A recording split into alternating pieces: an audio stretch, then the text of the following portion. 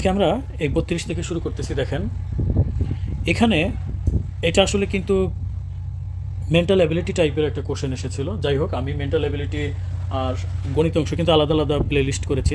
যদি 48তম বিসিএসে আমি mental ability এবং গণিত অংশ একসাথেই করে দিচ্ছি। তো এখানে 32 নাম্বার দেখেন, এখানে কি ছিল, প্রথমে 1, তারপরে কত 4, তাহলে গ্যাপ কত, 1 আর 4-এর গ্যাপ হলো 3। আবার 4 এবং 9-এর গ্যাপ কত, দেখেন তো এখানে গ্যাপ হলো 5। একইভাবে 9 এবং 16-এর ভিতরে গ্যাপ কত হবে, 7। তাহলে 16 এবং 25 এর ভিতরে ব্যবধান কত হবে, 9।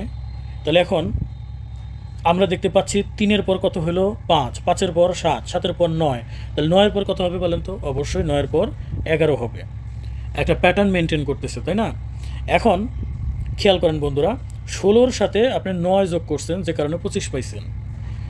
আবার 9-এর সাথে আপনি 7 যোগ করছেন, যে কারণে আপনি কি পাইছেন, 16 পাইছেন। সো প্রত্যেকটা ঘরেই আমরা দেখতেছি, যেমন 1-এর সাথে আপনি 3 যোগ করেন, তাহলে কত আসে, 4। তো ব্যবধানটা যোগ করে দিলেই পরবর্তী সংখ্যা পাওয়া যায়। সো 25-এর সাথে যোগ হবে কত, 11। 25-এর সাথে 11 যোগ করলে হবে 36। সুতরাং এই যে 36 হবে রাইট অ্যান্সার। 37 নম্বর ম্যাথটা দেখেন, এখানে বলছে √9 এবং √4 সংখ্যাটি কেমন।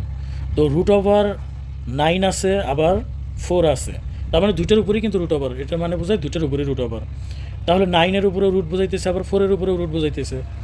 তো এটাকে আমরা তাহলে 3/2 লিখতে পারি কিন্তু, অর্থাৎ 3 স্কোয়ারের রুট কাটা যাবে, 2-এর উপর স্কোয়ার 2 দিলে কাটা যাবে, তাহলে 3/2। এখন দেখেন তো এটা কিন্তু 3/2 p/q আকারে প্রকাশ করছি না আমরা, লব এবং হর আকারে। লব এবং হর আকারে যদি প্রকাশ করা যায় সেটাকে কি বলে, মূলদ সংখ্যা বলে। এটা বলছে যে পির মান 16 এবং ট্যাপের মান কত, 37 হলে কাপের মান কত।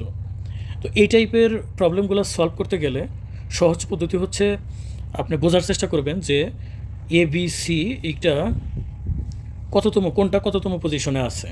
ছিল পির মান হলো 16 এবং ট্যাপের মান 37, তাহলে আমাকে কাপের মান বের করতে হবে। তো এখানে এই টাইপের ম্যাথ থাকলেই একদম ABC, এরপর দেখেন এটা 1 নম্বরে 2, 3, 25 এবং 26। এখন দেখেন পির মান তারা কত বলছে, 16 বলছিল কিন্তু। তো আমরা দেখি তো পির মান এখানে নাম্বারিং অনুসারে পির মান কত আসে, দেখেন এই যে পির মান কিন্তু 16। একইভাবে তাহলে পির মান যদি 16 হয়, এই যে এখানে দেখেন পির মান 16, তাহলে এর মান কত হবে, এর মান 1, তাহলে আমি এর মান এখানে 1 লিখলাম। টির মান কত, এখানে টির মান হলো 20, তাহলে এটার মান হবে 20। তাহলে আমরা পাচ্ছি টির মান পাচ্ছি 20, এর মান পাচ্ছি 1, আর হলো পির মান হলো 16। তাহলে টোটাল কত হলো, 20 আর 16 হলো 36 আর 1 37। তাহলে কিন্তু এই যে আমাদের ডাকে কিন্তু ট্যাপের মান যে 37 সেটা কিন্তু মিলে গেল। সো আমাদের এখন কি করতে হবে, কাপের মান বের করতে হবে, CUP। তাহলে পির মান অলরেডি কত দেওয়া, পির মান অলরেডি কিন্তু 16 দেওয়া, এটা 16 হবে। এখন আমাকে দেখতে হবে ইউ এর মান কত, ইউ এর মান 21 দেওয়া, আর সির মান কত, এখানে সির মান হলো 3 দেওয়া। তাহলে এই সবগুলো মান যদি আমি যোগ করি কত হবে, তাহলে 16, এটা যদি আমরা 20 ধরি, 20 আর 16 দিলে 36, আসলে তো এটা 21, তাহলে 37 আর 3-এ, তাহলে এটার মান হবে 40, অর্থাৎ সবগুলো যোগ করে দেন, তাহলে এটার মান হবে 40। সো এটা রাইট অ্যান্সার হিসেবে কিন্তু আমাকে 40 দিতে হবে। এইখানে 56 নম্বরে একটা ম্যাথ আছে, সেটা হলো ABC বিন্দু ত্রয় সমরেখা হলে টি এর মান কত। কি বলছে যে এ একটা বিন্দু যেটার স্থানাঙ্ক হচ্ছে এরকম, বি একটা বিন্দু যেটার স্থানাঙ্ক হলো এরকম, সি একটা বিন্দু যেটার স্থানাঙ্ক হলো 4 এবং টি। আর বলা আছে যে এরা বিন্দুগুলো কি, সমরেখ। তো বিন্দু সমরেখ মানে কি, বিন্দু সমরেখ মানে হলো যদি এরকম ভিন্ন ভিন্ন জায়গায় বিন্দু থাকে তাহলে কিন্তু সমরেখ হবে না। আর যদি দেখা যায় যে একই রেখার ভিতরে 3টা বিন্দু, এই 3টা বিন্দুই একই রেখার ভিতরে অবস্থিত, তখন আমরা কিন্তু তাকে বলবো সমরেখ। তার মানে ABC এই বিন্দু 3টা একই সরল রেখায়, এটা যদি এ হয়, এটা যদি বি হয়, এটা সি, একই রেখায় অবস্থিত, তাকে আমরা সমরেখ বলি। এখন সমরেখায় যদি অবস্থিত থাকে, একটা ত্রিভুজ গঠন করতে গেলে সমরেখ যদি 3টা বিন্দু থাকে, একই রেখায় যদি 3টা বিন্দু থাকে, তাহলে কিন্তু ত্রিভুজ হবে না। যেমন আমরা যদি দেখি যে 3টা বিন্দু ধরেন এইভাবে আছে ভিন্ন ভিন্ন জায়গায়, তাহলে কিন্তু সেখানে আমরা ত্রিভুজ গঠন করতে পারবো, এইভাবে ত্রিভুজ গঠন করতে পারবো। কিন্তু যদি 3টা বিন্দুই যদি ধরেন যে 3টা বিন্দুই শুধু একই লাইনে থাকে, একই রেখায় থাকে, তাহলে কি ত্রিভুজ হবে না। তো সেই ক্ষেত্রে স্থানাঙ্ক দিয়ে ত্রিভুজ নির্ণয়ের সূত্র, ত্রিভুজ যেহেতু হবে না, তার মানে ত্রিভুজের ক্ষেত্রফল কী হবে, 0। সো এইগুলো দিয়ে যদি আমি একটা ত্রিভুজের ক্ষেত্রফল নির্ণয় করতে পারি, তাহলে কিন্তু এটা সমাধানে পৌঁছানো সম্ভব। তাহলে ত্রিভুজের ক্ষেত্রফল নির্ণয়ের ফর্মুলাটা আছে, যদি স্থানাঙ্ক দেওয়া থাকে 3টা বিন্দু, তাহলে সেই ক্ষেত্রে এখানে x1 y1 x2 y2 x3 y3 এবং পুনরায় x1 এবং y1 এভাবে ক্যালকুলেশন করলে আমরা কিন্তু তার ত্রিভুজের ক্ষেত্রফল পাই। সো এখানে যেহেতু সময় রেখো, তাহলে এর ক্ষেত্রফলের রেজাল্ট হবে কত? 0। ক্ষেত্রফল 0 হবে। তাহলে ক্ষেত্রফল এইদিকে পেলাম এরকম, আর এইদিকে পেলাম 0। এখন এখানে যদি আমরা x1 y1 এভাবে মানগুলো যদি বসাই দিতে পারি ক্যালকুলেশন করলে, এখান থেকে দেখতে পারবো শুধু টি থাকবে আমরা যদি মানগুলো ভালোভাবে বসাই দিই, আর বাদ বাকিগুলো তো সংখ্যা থাকবে। আর x1 y1 বলতে কী বোঝানো হচ্ছে, এই যে যেমন এ, এটা হলো x1 আর এটা হলো y1, একইভাবে বির ক্ষেত্রে x2 আর এটা হলো y2, এভাবে। তাহলে চিন্তা করেন এখানে x1 বলতে তাহলে কী বোঝাইতেছে? যে 1 বোঝাইতেছে। আবার y1 বলতে কী বোঝাইতেছে? যে -1 বোঝাইতেছে। এভাবে মানগুলো বাসায় ক্যালকুলেশন করেন।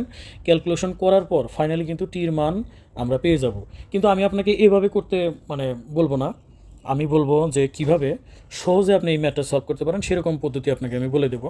সময় রেখো, ধরেন এ বি আর একটা কি সি, তার মানে ধরে নেন যে এ আর বি এইখানের যে দুইটা বিন্দু, একইভাবে আবার বি থেকে সি এরকমভাবে ধরে নেন, অর্থাৎ এ বি ধরলাম আমরা আর ধরলাম হলো বিসি, এই দুইটাকে আমরা সমান ধরে নিলাম। আমি আগেই বলছি এটা কিন্তু একটা শর্টকাট মেথড, এরকম সময়রেখা দেওয়া থাকলে যেভাবে করতে পারেন। এখন দেখেন এ বির ক্যালকুলেশনটা কীভাবে করবেন। এ বির ক্যালকুলেশন করতে গেলে আপনি প্রথমে যেটা করবেন, যে বির মানগুলো আমরা আগে নিব। বির মানের ক্ষেত্রে ওয়াইগুলোকে আমরা আগে উল্লেখ করব। তাহলে এই যে প্রথমে 2 উল্লেখ করবো, ভালোভাবে খেয়াল করেন 2। আর এইখানে দেখেন এইখানে ওয়াইয়ের মান ছিল -1, তাহলে -1, আর সূত্র অনুসারে আপনি দেবেন মাঝখানে -1। অর্থাৎ সূত্রটা এরকম হচ্ছে যে y2 বিয়োগ y1 x2 বিয়োগ x1 এভাবে বসাবেন আর কি।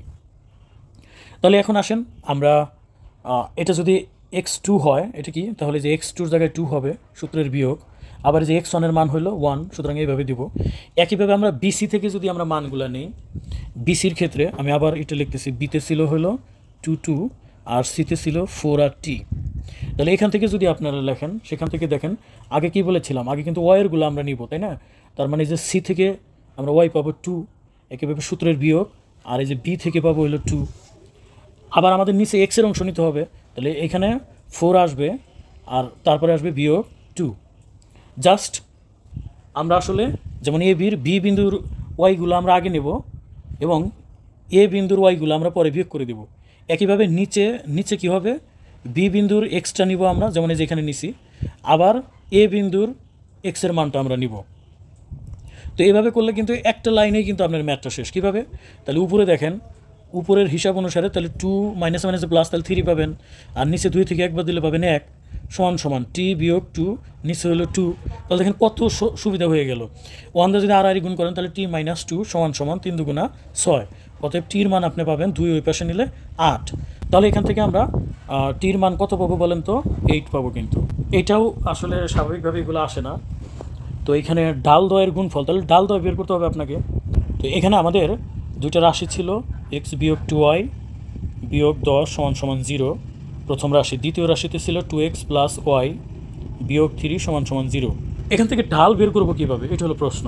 তো ঢাল বের করার ফর্মুলা হচ্ছে y = mx প্লাস c। এগুলো কিন্তু একদম মুখস্থ করে ফেলাইবেন। y = mx প্লাস c, ঢাল বের করতে গেলে y = mx প্লাস c, এই এমটাই হচ্ছে মূলত ঢাল। তাহলে আমাদের সূত্রটা কিন্তু y সমান mx প্লাস c এভাবে সাজাইতে হবে, তাই না? তাহলে এখান থেকে এই সূত্রটা যদি, অর্থাৎ 1 নম্বর সমীকরণ যদি আমরা ধরি, এখান থেকে যদি y সমান এভাবে বের করতে চাই, তাহলে কেমন হবে? x বিয়োগ 2y বিয়োগ 10 সমান 0। আমরা x বিয়োগ 10, 2yটা যদি ওই পাশে নিয়ে যাই তাহলে এখানে হবে 2y। পরবর্তীতে আমাদের y এর মান বের করতে হবে, তাই না? তাহলে x বিয়োগ 10 ডিভাইডেড বাই 2 সমান y। তাহলে y এর মান আমরা পেয়ে গেছি। y এর মানটা যদি সাজিয়ে লিখি তাহলে কিন্তু আমরা এইভাবে লিখতে পারি, পরবর্তীতে y সমান এই 2টা কিন্তু উভয় অংশে ভাগ আছে, x কেও ভাগ এবং 10 কেও ভাগ, তাহলে x/2 আর এখানে 10/2 এভাবে লেখা যায়। পরবর্তীতে এই যে এটাকে কিন্তু হাফ ইন্টু x লেখা যায়, বিয়োগ এখানে কিন্তু 5 হবে। তাহলে y সমান এরকম হলো। এখন অলরেডি দেখেন তো, এই যে এই সূত্রের সাথে মিলাই দেখেন তো, এই যে এক্সের সাথে যেটা থাকে সেটা হলো ঢাল। তাহলে একটা ঢাল আমরা কত পেলাম, এখানে খেয়াল করেন তো, একটা ঢাল পেলাম আমরা হাফ। তো ঢাল দয়ের গুণফল আমাদের তাহলে আর একটা ঢাল বের করতে হবে, অর্থাৎ এই যে দ্বিতীয় সমীকরণ থেকে আমরা ঢাল বের করব। দ্বিতীয় সমীকরণের ঢাল বের করি যদি, তাহলে 2x প্লাস ওয়াই বিয়োগ 3 সমান সমান 0। তাহলে আমরা ওয়াইটা এই পাশে রেখে দেবো, আর ওই পাশে 3টা ওই পাশে গেলে হবে +3 আর -2x এই টাইপের হয়, বা ওয়াই সমান সমান -2x + 3 এভাবে লেখা যায়। তাহলে এখানে কিন্তু -2 আছে এক্সের সাথে আর +3, তাই না? এখন দেখেন তো এক্সের সাথে যেটা থাকে সেটাই তো ঢাল, তাহলে এখানে আমরা ঢাল কী পাইলাম -2। তাহলে আমাদের কী করতে বলছে, তাহলে একটা ঢাল পাইছি হাফ আর একটা ঢাল পাইছি কত -2, তাহলে এই দুটো আমাদের কী করতে হবে, এই দুটো গুণ করতে হবে। তাহলে -2 এর সাথে আমরা কী গুণ করব, হাফ গুণ করব। এখন এটা গুণ করলে কি হয়, এটা যদি আমরা কাটা দেই তাহলে এখানে কিন্তু সামনে কিন্তু মাইনাস আছে, এটা খেয়াল রাখতে হবে। তাহলে আমরা এখানে রেজাল্ট পাবো -1, এটা আমাদের রেজাল্ট হওয়ার কথা কিন্তু -1, ঠিক এখানে তাই দেওয়া আছে -1। তো আজকের ক্লাস আমি এখানেই রাখবো, আশা করতেছি আপনারা বুঝতে পেরেছেন।